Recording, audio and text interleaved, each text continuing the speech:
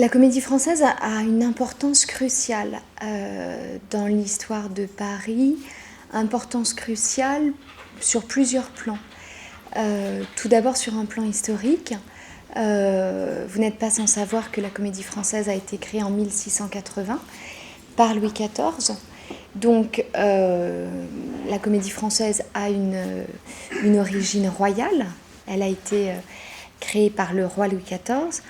Ensuite, c'est l'empereur Napoléon Ier qui a redonné un souffle de vie à la Comédie Française au début du XIXe siècle. Et actuellement, c'est un théâtre qui reçoit, en termes de pourcentage, la plus grande subvention de l'État.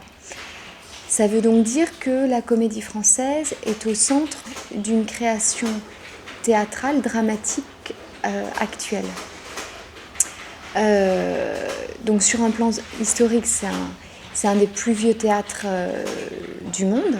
Vous avez le Théâtre du Globe à Londres et vous avez le Théâtre de la Comédie Française qui a vraiment une origine très ancienne.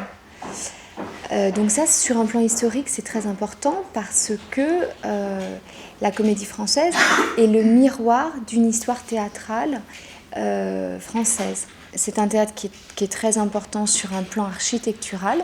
Là non plus, vous n'êtes pas sans savoir que Paris a un lien très fort avec son architecture, qu'on pourrait dire dans une ville musée à Paris. On touche très très peu au mur parce que les Parisiens sont très attachés à leur environnement. Et donc on a une ville qui s'est arrêtée à peu près à Haussmann, sauf dans certains quartiers, mais en cela on est assez réactionnaire, on est très conservateur en tout cas à Paris, et c'est l'une des raisons pour lesquelles la Comédie Française a une importance aussi symbolique, c'est qu'elle incarne une sorte de bon goût architectural, et ensuite la Comédie Française a une importance, a une véritable dimension symbolique par rapport à toutes les polémiques qui s'y sont déroulées. Victor Hugo, dans sa pièce d'Hernani, remettait en question un certain nombre de conventions théâtrales et de conventions prosodiques, c'est-à-dire de conventions sur la forme même du vers. Énorme scandale, branle-bas de combat dans la salle, réaction donc très très forte. Plus proche de nous, la pièce du Retour au désert de Bernard-Marie Coltès, qui a été vraiment l'objet d'une réaction très très vive, tant du côté de la presse que du côté des comédiens. Il y a eu des lettres et il y a eu une véritable levée de bouclier lorsque François Coltès a demandé à la Comédie Française de stopper les représentations pour des questions donc d'interprétation de rôle. Et c'est vrai que lorsque la Comédie Française est attaquée, les réactions de notre côté peuvent être très vives. Dernièrement, il y a eu une polémique dans Le Figaro.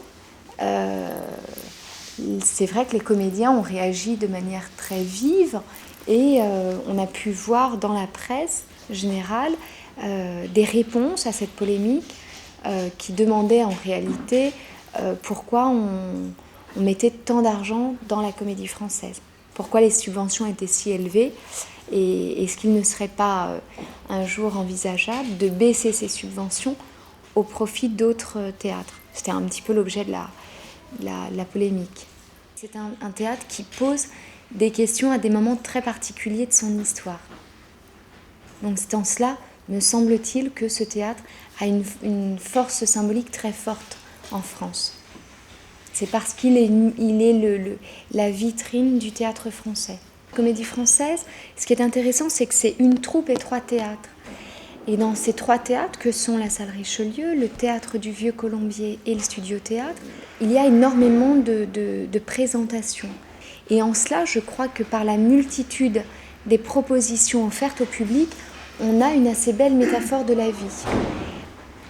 Sur le plan de l'architecture, j'évoquerai tout d'abord l'aspect extérieur.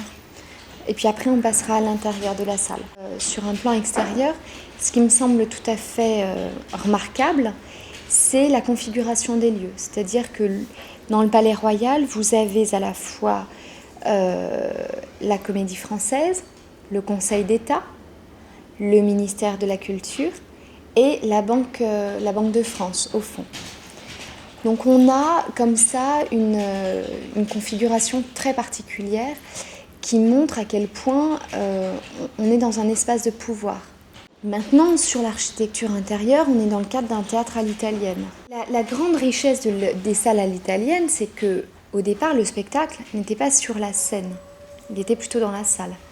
Puisqu'en fait, vous avez une très très bonne acoustique dans les théâtres à l'italienne, mais vous avez une visibilité qui parfois peut être réduite. Et qu'en fait, le théâtre du monde, il est dans la salle. Ils viennent parfois pour être vus, pour voir également, mais on vient pour être vu. Et c'est un peu la richesse de la Comédie Française, de jouer sur sans cesse un décalage entre la scène et la salle. Décalage qui peut prendre plusieurs formes, qui peut prendre la forme de tradition et modernité, mais c'est dans ce décalage avec la salle que les spectacles se révèlent. En tout cas, c'est vraiment un public qui est à l'image de la vie, de l'homme. Et ça, c'est une des grandes forces de ce public-là, qui est très composite, qui est très éclectique. Et je trouve que le public est vraiment à l'image de la Comédie Française. En somme, l'identité culturelle d'un pays ne peut pas se faire sans l'appui des autres pays. Défendre un répertoire français, c'est en fait défendre un répertoire mondial. Et que les deux ne vont pas sans l'autre. Actuellement, le fait de faire venir des metteurs en scène étrangers travaille dans le même intérêt, qui est un intérêt de défendre une culture. Mais tout est imbriqué, tout est lié. Et actuellement, le théâtre ne peut pas se faire sans le concours de ces metteurs en scène étrangers. Et monter un auteur français ne peut pas se faire sans le concours des autres auteurs étrangers. Et ça, c'est une évidence. Défendre le théâtre de Molière, c'est défendre le théâtre de Shakespeare, c'est défendre le théâtre d'Édouard Albee.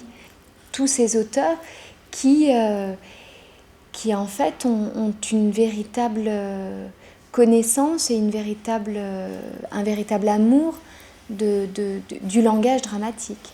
Je crois qu'au théâtre, il ne peut pas y avoir de nationalisme.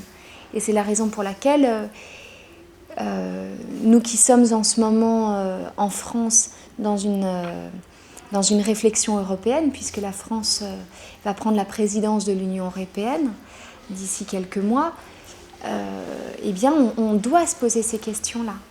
Et que la Comédie Française, en cela, joue un rôle exemplaire. Parce qu'elle fait venir des metteurs en scène étrangers, parce qu'elle joue sur ses scènes, des auteurs étrangers d'époques différentes, mais toutes ces différences-là contribuent à créer une culture universelle. Si Sophocle continue à nous toucher, c'est parce qu'il est universel et atemporel. Il a dépassé les époques et les pays. Je crois que c'est la définition même du théâtre.